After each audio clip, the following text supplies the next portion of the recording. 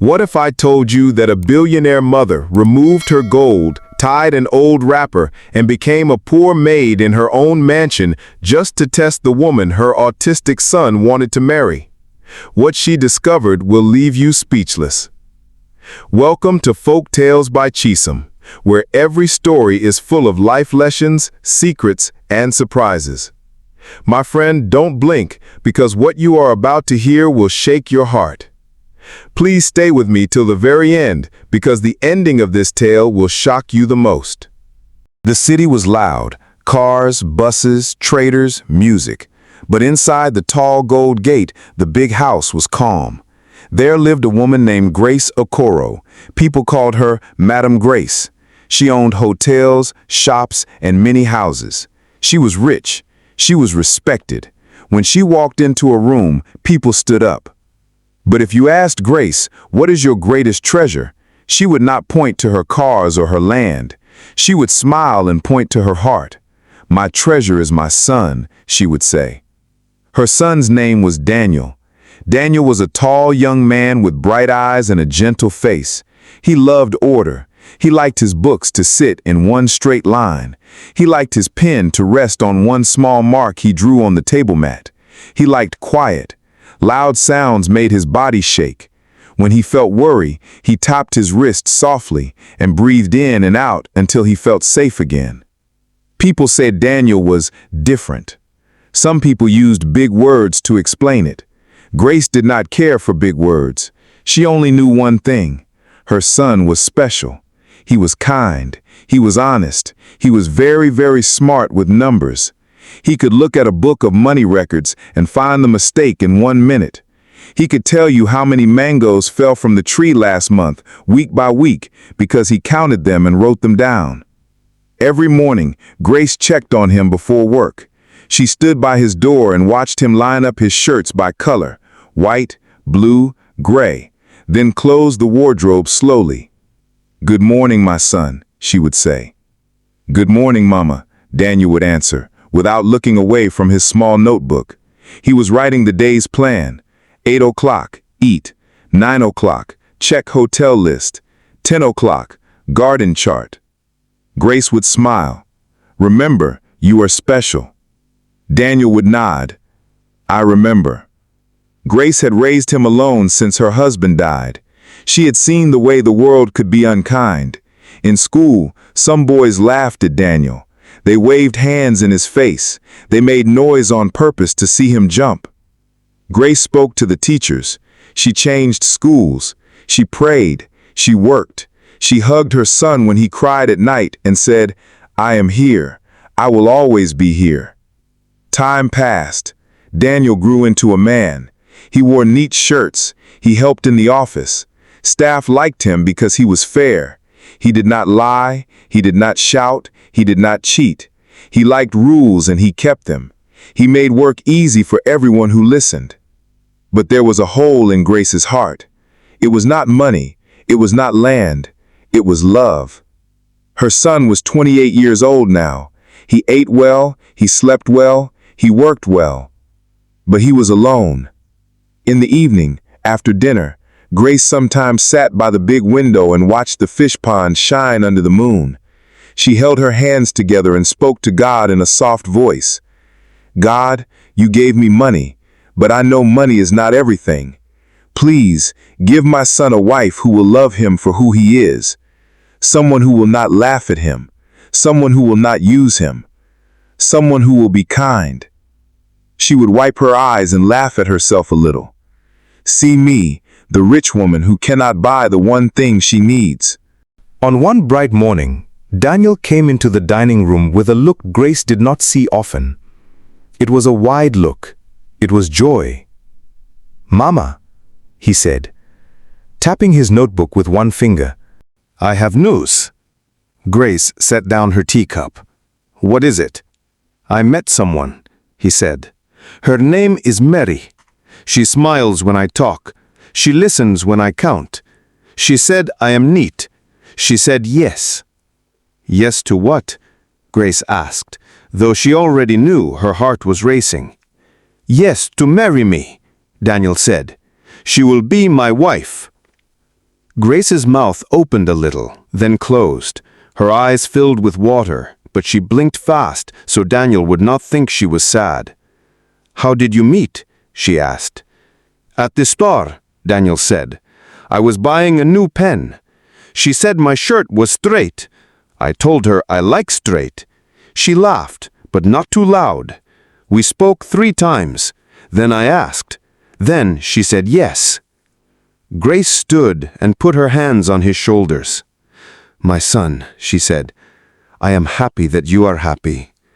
Daniel nodded. "I wrote her name here." He showed the page.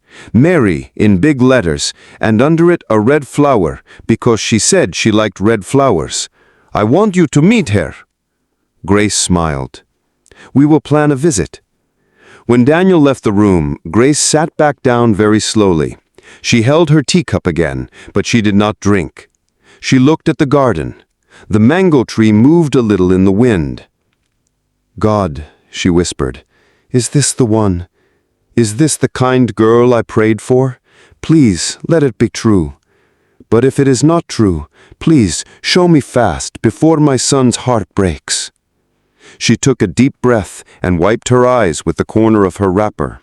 Then she called the head housekeeper, John, and the young maid, Sarah. "Tomorrow," Grace said, "we will receive a guest. Her name is Mary. The house must be clean, but simple. No loud music, no heavy perfume. Daniel needs quiet." "Yes, ma. Yes, ma." She turned to the pond. A small fish jumped and made a ring on the water. In the ring's soft circles, she saw her son as a little boy again, hiding his face in her lap when thunder hit the sky. She saw him as a teenager, tapping his wrist in a crowded church. She saw him as a man, standing tall, but alone. Her hands felt strong again. "We will welcome her well," she said. "We will watch her well." That night, the house was so quiet you could hear the clock tick. Grace slept, but not fully. Her mind made plans. Her love made rules. In the morning, Daniel checked the garden chart, counted the mangoes on the ground, and wrote the number 7. He placed his glass on a tiny pencil mark and took 1 sip of water. He looked at his shirt in the mirror and smoothed the collar twice. He took a slow breath and smiled a small smile. In her room, Grace opened her wardrobe. Gold dresses, soft lace, fine silk. She pushed them to one side. She took a plain blouse and a simple wrapper. Then she shut the wardrobe and stood very still. She looked at her face in the mirror. "A mother must be 2 things," she said to herself. "Soft like water, strong like a rock." She picked up her phone and called Peter, the old gateman. "Peter," she said, "today we have a guest. Please open the gate gently when she comes. And Peter, watch, but say nothing." "Yes, madame," Peter said in his slow, deep voice.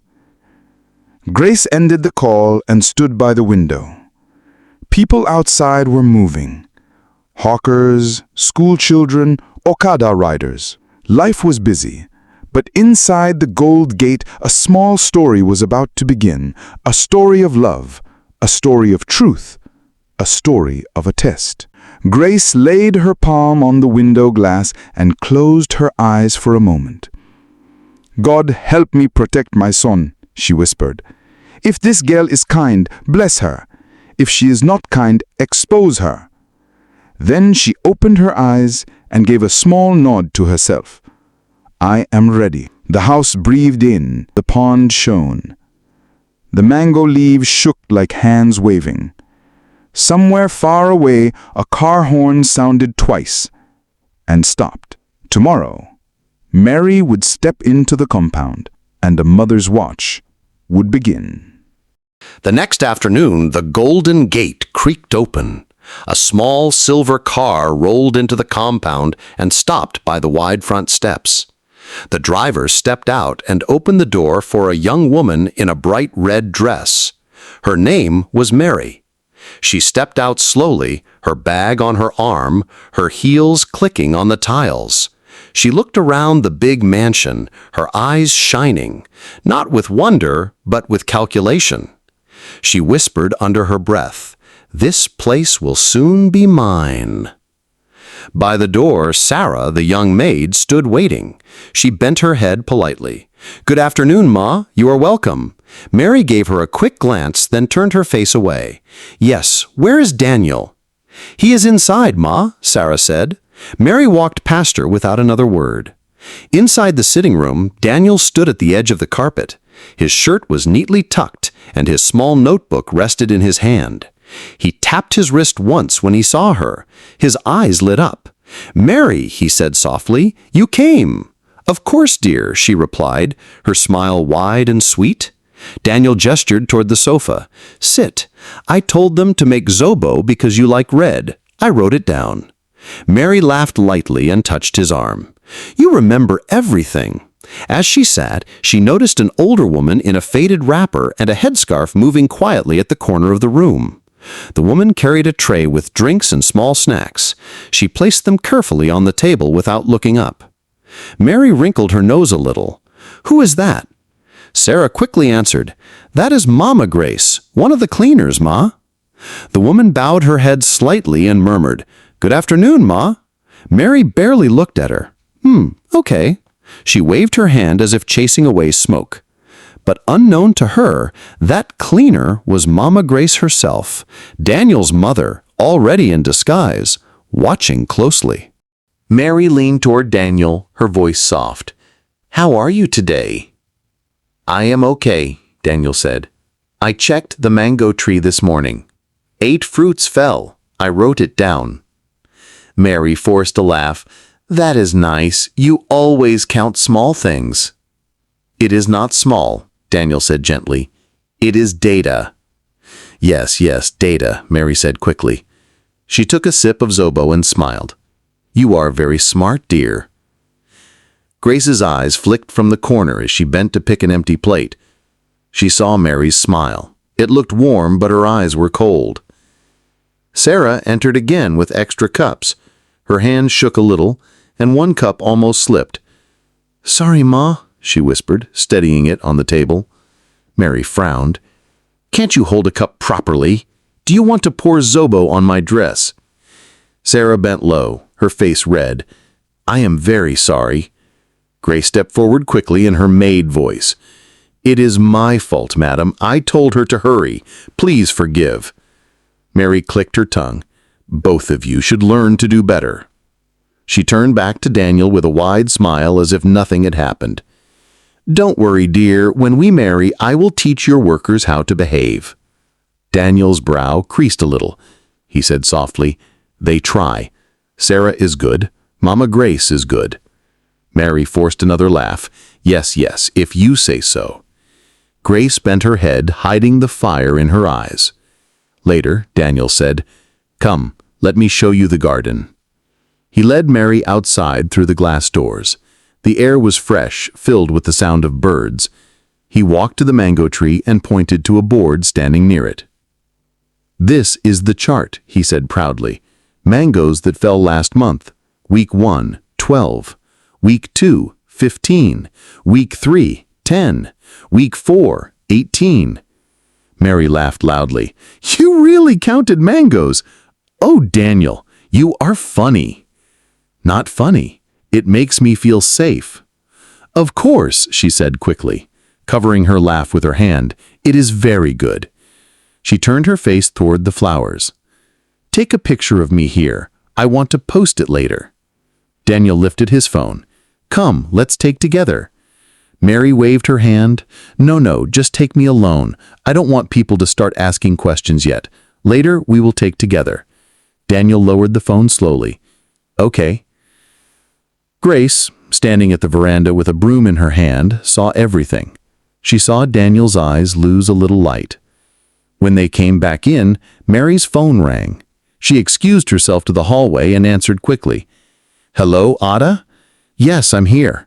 The house is like a palace. If I marry him, I will never suffer. The boy is quiet. Strange, but quiet. I can manage it. His mother? I don't know where she is. I only see one old maid cleaning everywhere. She laughed. Can you imagine? They even served me zobo like a queen. Don't worry, Ada. Very soon, the money will be mine. Her voice lowered. Just pray this wedding holds. I don't love him, but I love what comes with him. She laughed again and ended the call. From the far corner, Grace swept slowly, her face calm, but her heart was shaking with anger. When it was time to leave, Mary hugged Daniel quickly and kissed the air beside his cheek. Bye, dear. Call me later. Drive safe, Daniel said, tapping his wrist softly. Mary walked past Grace at the door. Old woman, clear from the way, she said without looking. Grace bowed her head. Yes, ma. The silver car rolled out of the gate. The compound grew quiet again. Daniel stood by the pond, his notebook in his hand. He said softly, Mama Grace, she is nice, right? Grace looked at him, her heart heavy. She whispered in her heart, My son, may your eyes open before it is too late. Then she said aloud, still in her maid voice, Yes, sir, she is nice. But in her heart, she already knew this girl was not here for love. She was here for gold. The next week, Mary began to visit the mansion more often, sometimes in the afternoons, sometimes in the evenings. Each time she arrived, Daniel's face lit up like a lamp. He would rush to meet her, notebook in hand, ready to tell her about his latest chart or count. But with every visit, Mary's mask of sweetness started to crack. One warm afternoon, Daniel took Mary to see the pond. The water was calm, and small fish swam lazily near the surface. Daniel pointed with pride. I feed them every morning. I give them 12 tiny balls of food. Not 11, not 13, 12. They know me. Mary forced a smile. Yes, dear, very good. Her phone buzzed in her bag.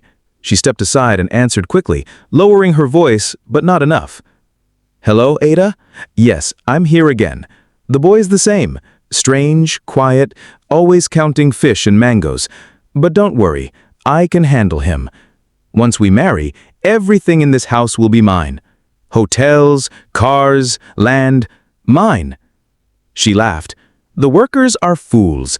Even that old maid. They obey me like I'm already Madame. Let me enjoy it. Very soon, I'll be Madame Billionaire. Grace, standing by the garden path with a watering can, bent lower, pretending to water the flowers. Her ears caught every word. Her chest burned, but her face stayed calm. Daniel, still by the pond, did not hear. He was counting ripples. Another evening, Mary came dressed in a shiny blue gown. Daniel smiled and said, Can we walk to the bookshop tomorrow? They have a new chart for birds. I want to buy. Mary's eyes widened. Bookshop?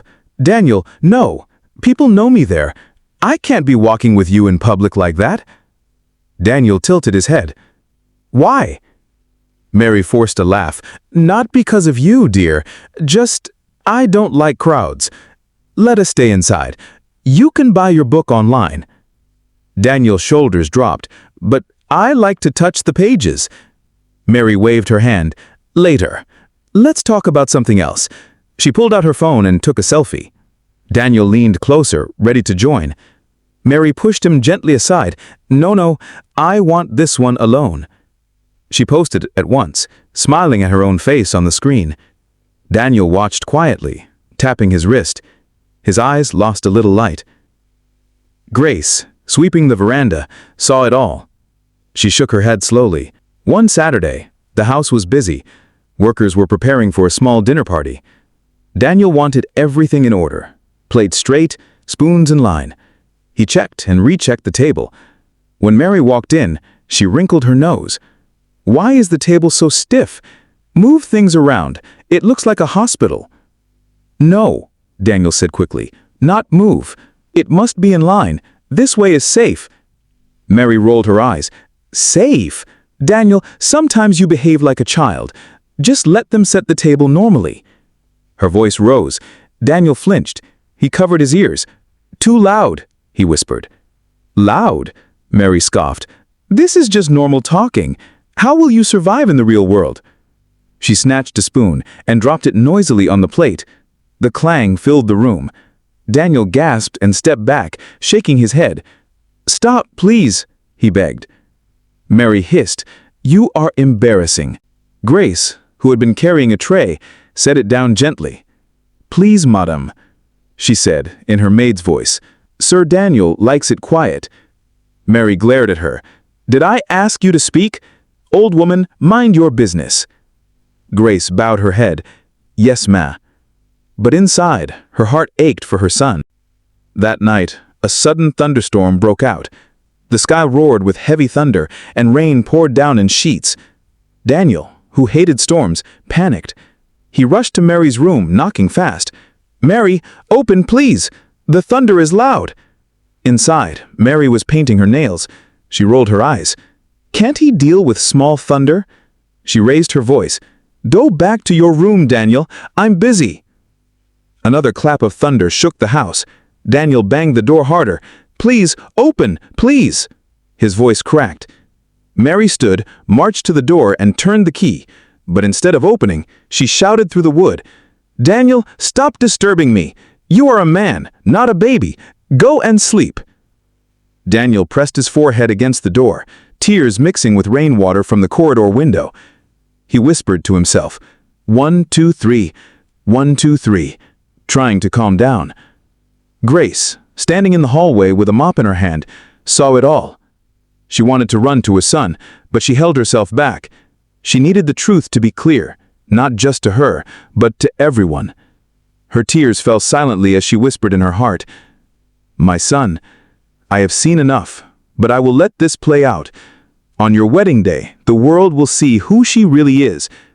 Her eyes grew sharp with fire. The tryst was almost over. The sun was hot that Monday afternoon. Daniel sat quietly in the garden, drawing straight lines in his notebook. He was waiting for Mary. She had promised to spend the whole day with him. He even wrote it down. Monday, Mary, garden, lunch, walk. When Mary arrived, she was not alone. 2 of her friends came with her. They laughed loudly as they walked through the gate. Daniel's face brightened. He stood up and waved. "Hello, Mary." Mary frowned quickly and hissed under her breath, "Don't call me here." She turned to her friends with a fake laugh. "That's just the gardener's cousin. Let's go inside." Daniel froze. He lowered his hand slowly. His notebook dropped to the grass. From the veranda, Grace, still in her old wrapper and scarf, watched the scene. Her chest tightened. Inside, Mary showed her friends around like she was already Madame of the house. "Look at this chandelier," she bragged. "When I marry, all this will be mine." One of the friends asked, "But is it true the boy is, different?" Mary laughed, loud and sharp. "Different? My dear, he is more like a child in a man's body, always counting things, always tapping his wrist. He can't even handle loud sound. But don't worry, what matters is his bank account." Her friends laughed too. Daniel, standing by the door with hope in his eyes, heard everything. His heart squeezed. He stepped back slowly until he was outside again. He sat by the pond, tapping his wrist fast, whispering 1, 2, 3, 1, 2, 3. Grace saw his tears and nearly ran to him, but she stopped herself. She whispered in her heart, "Wait, Grace, let her finish. The truth must be clear to all." Later, Sarah and the cook served jollof rice for lunch. The aroma filled the room. Plates clinked softly. Everyone sat at the table. Daniel was careful. He lined his spoon and glass exactly. "Please," he said gently, "don't move my glass. I marked it." Mary rolled her eyes in front of her friends. "You see, I told you, he's too much." She dragged his glass deliberately out of line. "It's just a cup, Daniel." Daniel's breath caught. He tapped his wrist. His hands shook. "Please, put it back, please." Mary laughed. Her friends laughed too. "Oh, Daniel, you are funny. See how he panics over small things." Daniel's eyes filled with tears. He picked up his notebook and pressed it against his chest. "Please," he whispered again. Grace's broom fell with a sharp sound. Everyone turned. She bent quickly. "Sorry, ma," she said, keeping her disguise, but her hands trembled. Her son's pain was too heavy to watch. That night, another storm came. The sky cracked with thunder. Daniel rushed to Mary's room again, knocking. "Mary, please, open. The thunder is loud." Mary shouted from inside, "Daniel, stop disturbing me. You are a man. Act like one. I can't baby you every night."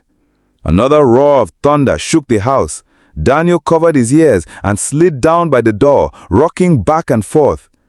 Grace came quietly, carrying a small blanket. She sat on the cold floor beside him. Still in her maid's disguise, she spread the blanket over his shoulders.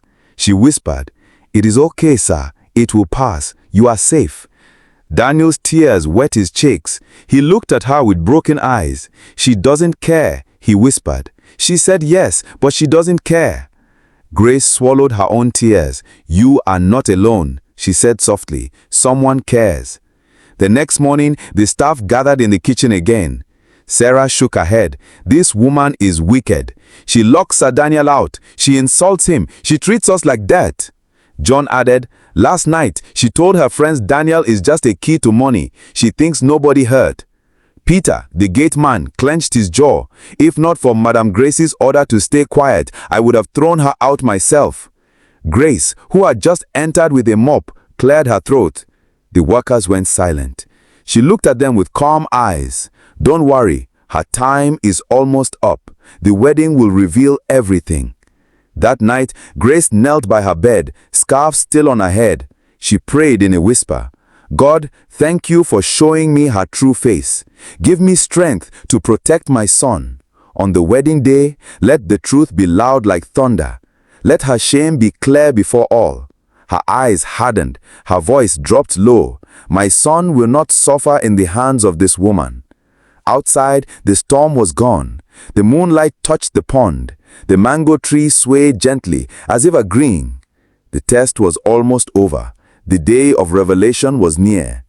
The compound was alive with music. Drums beat, flutes whistled, women clapped, and dancers filled the yard. Cars lined the street outside, their horns short and sharp as guests arrived. The mansion gates opened and closed again and again, letting in family, friends, and elders. It was Daniel's traditional wedding day. Daniel sat inside his room, smoothing the collar of his white outfit. He looked at himself in the mirror and tapped his wrist softly. 1, 2, 3. "I am okay," he whispered. His notebook lay open on the table. On the page, he had written in bold letters, "Mary equals wife today." In the next room, Mary was being dressed by her friends. She wore a glittering red lace gown with beads on her head. Gold earrings swung from her ears. She looked at herself in the mirror and smiled, not with love, but with triumph. "Today, I become Madame Billionaire. After today, nothing in this house will be out of my reach." They laughed and clapped. When Mary stepped out, guests gasped, phones clicked. Women sang, "Nwanyi Maramma, beautiful bride." Daniel's eyes lit up when she saw her. "Mary," he said softly, "you look fine." She gave him a quick smile, then turned to wave at the crowd. "Yes, I know," she whispered to herself. The ceremony began. The elders blessed Olanot. Wine was poured, speeches were made. Guests ate and laughed. Everything looked bright, but Grace's heart was heavy. She stood at the edge of the gathering, still in her faded wrapper, scarf tied tightly. Everyone thought she was just one of the maids moving around. Only she knew the truth of what was about to happen. At last, the priest raised his staff and spoke. "If anyone here knows why this marriage should not hold, speak now or forever remain silent." The music stopped. The crowd grew quiet. Mary held Daniel's arm tightly, smiling at the priest. "No one will speak," she whispered. But from the back, a voice rose. "I will speak." Gasps spread like fire. All eyes turned. The old maid was walking forward slowly, removing her scarf. With each step, her disguise fell away. The faded wrapper slipped. Her upright shoulders and sharp eyes returned. Her voice rang clear. "I am Grace Okoro, Daniel's mother, the woman you thought was your servant, and I will not let this marriage hold." The crowd erupted. Some shouted in shock. Others pressed forward to see. Daniel's notebook slipped from his hand. Mary's eyes widened. What are you saying? You are his mother? Yes, I am the woman you mocked, the poor maid you insulted, the one you told to clear from your way. You thought I was nothing, but I was watching you. Grace lifted her phone. She pressed play. From the speakers came Mary's own voice. The guy is strange, but don't worry, I can handle him. Once we marry, all this will be mine. Hotels, cars, land, mine. Even that old maid obeys me like I am already madame. The crowd gasped again. Women shook their heads. Men muttered, "Chai, so it is true." Mary's legs shook. "It's a lie. Someone is setting me up." Grace's voice cut like a blade. "Enough. We saw how you treated my son. You laughed at him when he counted his mangoes. You refused to take a picture with him in public. You locked him out during the storm. You mocked his pain in front of your friends. Is this love or greed?" The crowd roared, "Greed! Greed!" Daniel's lips trembled. His eyes filled with tears. He stepped back from Mary. "You never loved me," he whispered. Mary dropped to her knees, her beads shaking. "Daniel, please, it was just talk. I love you, I swear." Silence. Grace's voice was like thunder. Love is not mockery. Love is not shame. Love is not locking someone out in the rain. You have failed the test. The priest lowered his staff. "This marriage cannot hold." The music stopped completely. Guests whispered, shaking their heads. Mary's friends slipped quietly out of the compound. Mary covered her face, but it was too late. The shame was too heavy. Her family rushed forward, begging Grace, but she lifted her hand. "No, my son will not be used. He deserves true love, not chains of greed." Daniel stood still, his shoulders shaking. His notebook lay open on the ground. On the page, the words "Mary equals wife today" blurred as his tears dropped. Grace walked to him, wrapped her arms around him, and held him tight. "My son, it is better to lose a liar today than to live in pain tomorrow." The crowd clapped. Some wiped tears. Some nodded in respect. Mary was led out quietly, her face covered in shame. The wedding was over, but Daniel's story was not. The compound was quiet now. The drums were silent. The guests had gone. The chairs were empty. Only the sound of the night insects filled the air. Daniel sat under the mango tree with his notebook on his lap. His tears had dried, but his face was heavy with sadness. He traced the words, "Mary equals wife today," with his finger again and again, as if trying to erase them. Grace came and sat beside him. She no longer wore the wrapper of a maid. She wore her own lace, simple but strong. She looked at her son with soft eyes. "My son," she said gently, "I know your heart is broken." Daniel nodded slowly. "Mama, why? Why did she say yes if she didn't love me? Why did she promise and then laugh behind me?" His voice cracked. "Is it because I am different?" Grace's eyes filled with tears, but her voice was steady. "No, Daniel, it is not because you are different.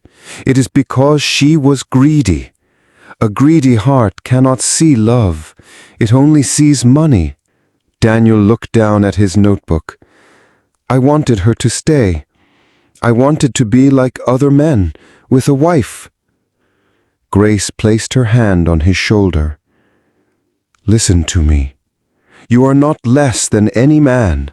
You are special. The right woman will come one day. She will see your heart, not your wealth. She will walk with you, not away from you." Daniel pressed the notebook to his chest. "But when?" Grace smiled sadly. "Only God knows the time. But until then, I am here. You are not alone." She pulled him into a hug, and he held her tightly like he had done when he was a little boy afraid of thunder.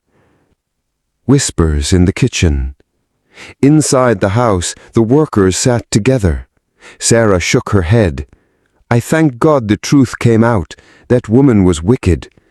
John the driver added, "Madam Grace is wise. Only a mother can do what she did." Peter the gateman stroked his beard. "This house is blessed because the mother's eyes are sharp." They all nodded. In their hearts, they were proud to serve a family where truth was stronger than money. The next morning, Daniel rose early. He walked to the mango tree with his notebook on his lap. He counted the fruits on the ground and wrote, "Mangoes today equals 9. Grace came out and smiled. "Back to your charts." "Yes, Mama, it makes me feel safe." She kissed his forehead. "Good. Safety is important. But remember, love will find you one day too. Not fake love, real love." Daniel gave a small smile. "I will wait." They walked back to the house together. The sun rose higher, golden and warm. The storm had passed. Moral lesson. The story of Grace and Daniel spread across Enugu like wildfire. People whispered in markets and offices. "Did you hear? The billionaire mother disguised as a maid to test her son's bride. And the girl failed. She was only after money." It is true. Love is tested by how we treat the weak, not how we chase the rich. And the moral was clear for all. True love is not measured by wealth, but by kindness. Greed may hide behind sweet smiles, but the truth always comes out. How you treat those you think are beneath you shows your real heart. A mother's wisdom can save a child from disaster. And so, Grace protected her son once again. Daniel's heart would heal, and one day the right woman would come. But until then, he was safe, loved, and never alone.